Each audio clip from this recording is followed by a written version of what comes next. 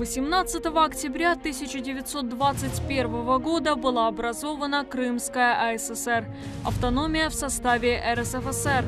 Тогда ни у кого не было сомнений, что крымские татары, коренной народ полуострова, имеют право на свою государственность, которая была ликвидирована в результате аннексии Крыма России 1783 года.